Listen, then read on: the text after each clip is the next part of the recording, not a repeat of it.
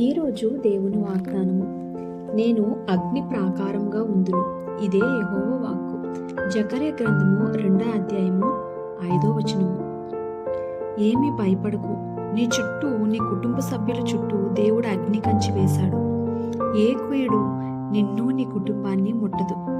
అగ్నిగుండంలోని శద్రకు మేషకు అబేద్నెగోకు తోడై ఉన్న దేవుడు, సింహోపోనిలోని దానియేలుకు తోడై ఉన్న దేవుడు, ఆ అరణ్యంలో ప్రయాణం చేస్తున్నప్పుడు ఇజ్రాయేలు ప్రజలకు తోడై ఉన్న దేవుడు, శ్రమల గుండా ప్రయాణిస్తున్న సమయంలోని దావీదుకు తోడై ఉన్న దేవుడు, ఈరోజు నీకు, నీ కుటుంబానికి కూడా దేవుడు తోడై ఉన్నాడు. మన కుటుంబాల చుట్టూ కూడా ఆయన ఒక ప్రాకారాన్ని ఆయన వేసి ఉంచాడు.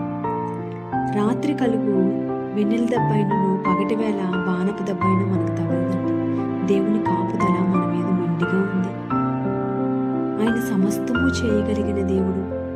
ఏ కీడు కూడా మన దరిదాపులకు కూడా రానిచ్చే దేవుడు కాదు. దేవుడు నీ కుటుంబానికి తోడుగా ఉన్నాడు. ధైర్యముగా ఉండు, ధైర్యాన్ని విడిచిపెట్టొద్దు. ఆయన సమస్తము చేయగలడు. ఆయనే మన చుట్టూ ప్రాకారంగా ఉన్నప్పుడు మనం ఈ లోకాన్ని చూసి ఎందుకు భయపడాలి? దేవుడు మనకు తోడై ఉన్నాడు. దేవుడు ఈ కొద్ది మాటల్ని దీవించి ఆశీర్వదించునుగాక. ఆమేన్.